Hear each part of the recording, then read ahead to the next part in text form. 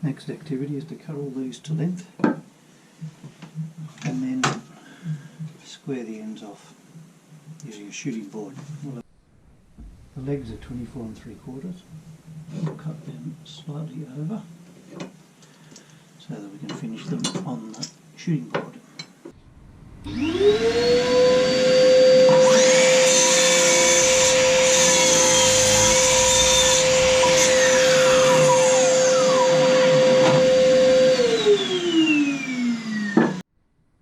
Cutting 3 lengths, the legs,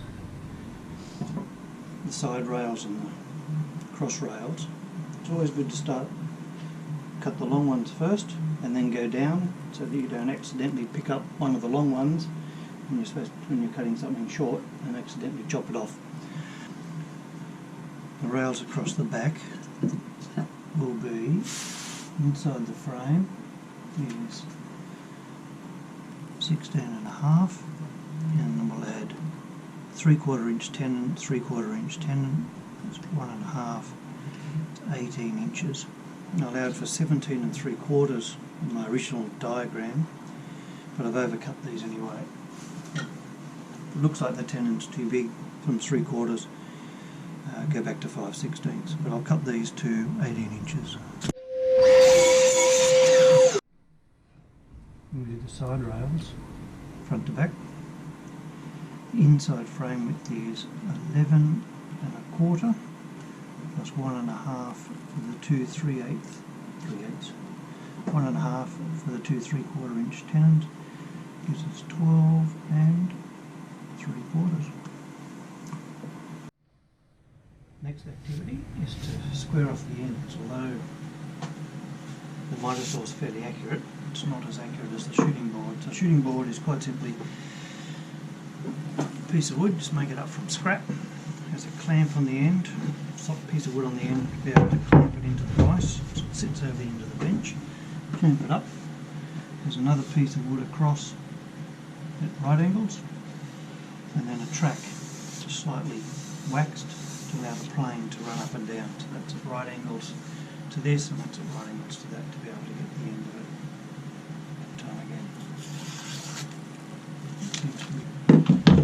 Grab the plane.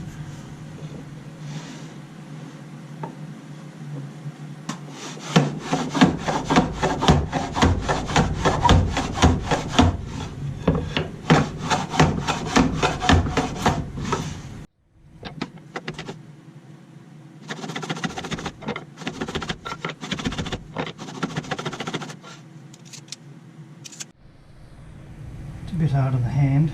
A dedicated plane, but the handle at the top, but they're $650. Before we start cutting the joints, we need to lay them out. We said we'd have a 3/4 inch tenon.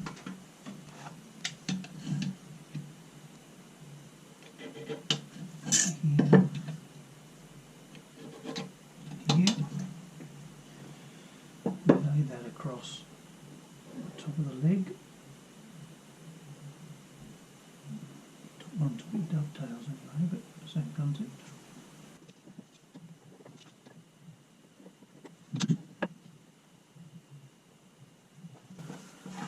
And then we check the dimensions. So the inside of the frame should be 16.5, which should also be this distance from here to here. It is exactly 16.5. The overall width of the frame should be 19 inches, which it is. We also have another piece that needs to go in there, which is the draw support.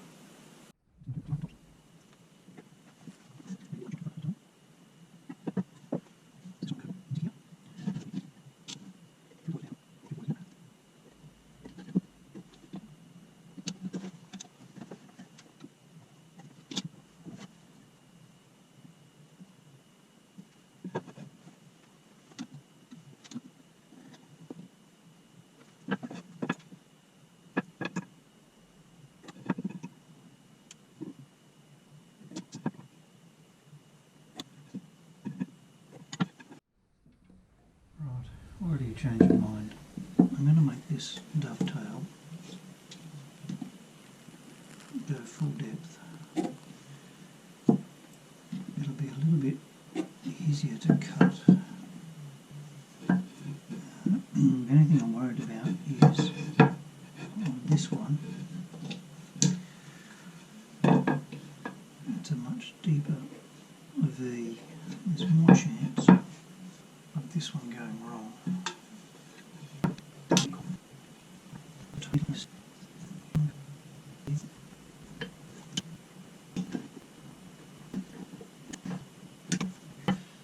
The dovetail goes this way. We have this little dovetail marker, which is a 1 in 6. So if we go 3/8 either side at the bottom, what does that look like at the top?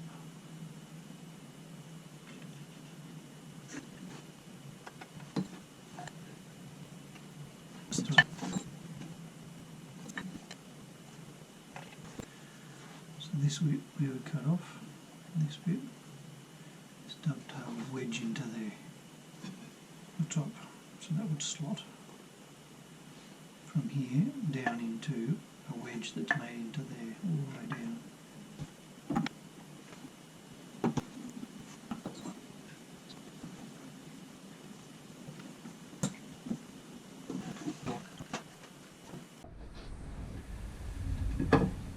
The order of cutting, so we cut this one first, and then we use that as the template to measure out this one.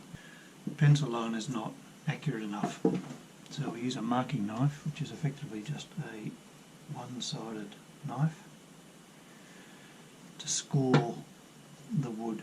That helps with the cutting and also makes it more accurate.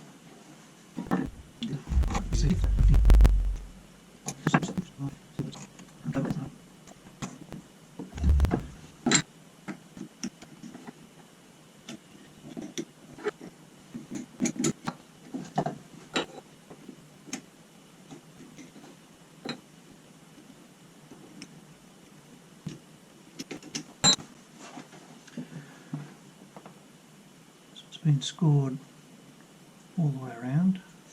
Now we just need to cut it. Rather than trying to cut at an angle, it's easier. The cut itself vertical, because it's easier to cut something that's vertical.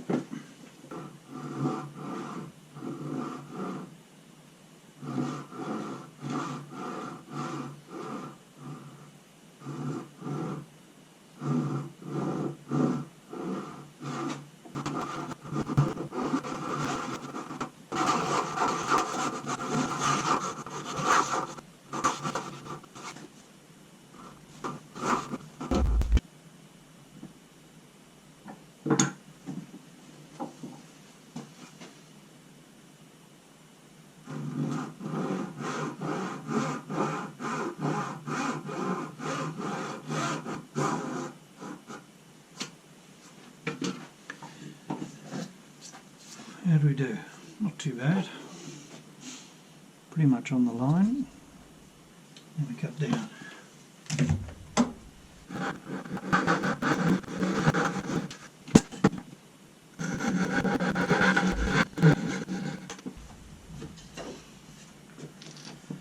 There we have the cut. To get this bit, we then need to line this on here. The end point doesn't change. And then we mark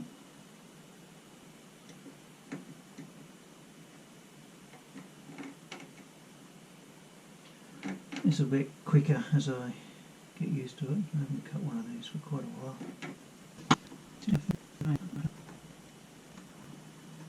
It comes out. Now, not quite as easy to cut.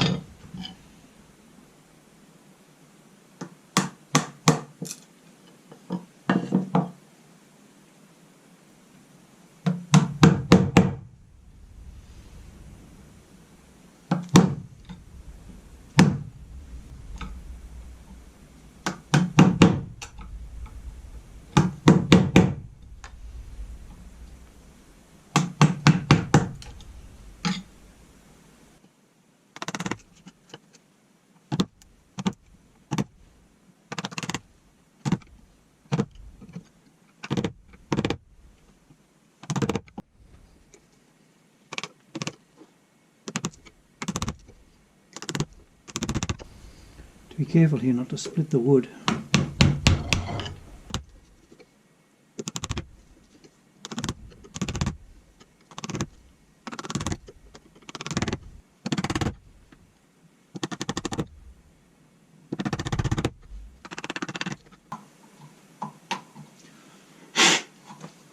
Right, let's try the joint. Too close on this side, but I prefer too close and too far, because then it's a loose joint.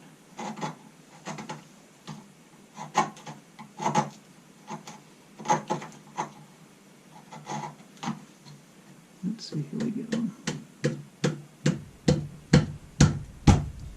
It's not too bad.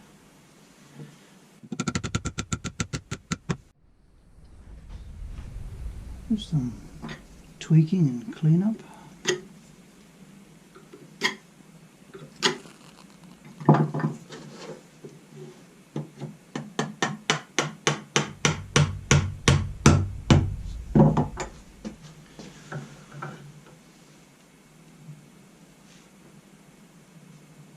It's looking good. Looking square. And that's square.